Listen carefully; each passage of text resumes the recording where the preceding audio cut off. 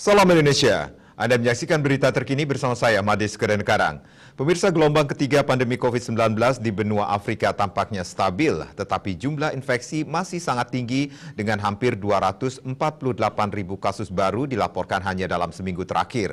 Laporan ini disampaikan langsung oleh Direktur Organisasi Kesehatan Dunia WHO untuk Afrika. Dalam pengarahan virtual tentang status pandemi di Afrika, Direktur WHO untuk Afrika, Matshidiso Moeti mengatakan, infeksi meningkat di 24 negara sementara kematian meningkat di 8 negara. Ia mengatakan ini adalah tragedi yang bisa dicegah jika negara-negara Afrika bisa mendapatkan akses yang adil terhadap vaksin.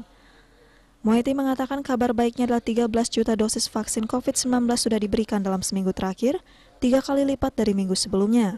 Ditambahkannya banyak dari dosis tersebut berasal dari sumbangan program vaksin global COVAX yang dikelola WHO. Selain itu, 117 juta dosis akan tiba di Afrika pada bulan September, tetapi untuk memenuhi sasaran sekurangnya 10% populasi benua Afrika divaksinasi pada akhir September. Moeti mengatakan dibutuhkan 34 juta dosis lagi.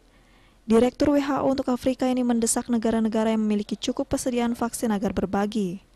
Ia mengatakan dengan solidaritas internasional, semua pihak bisa melindungi mereka yang berisiko tertinggi COVID-19 di semua negara di dunia. Corona limeanza kupunguza kasi ingawa idadi ya wanaoambukizwa. Moeti juga mendorong pemerintah Afrika untuk membuat persiapan yang layak untuk memastikan staf dan sumber daya keuangan tersedia ketika vaksin tiba untuk memvaksinasi penduduk. Jangan ada dosis berharga yang disia-siakan. Untuk mencegah penyebaran COVID-19, ingat pesan Ibu selalu terapkan 3M, wajib memakai masker, mencuci tangan, jaga jarak, serta hindari kerumunan.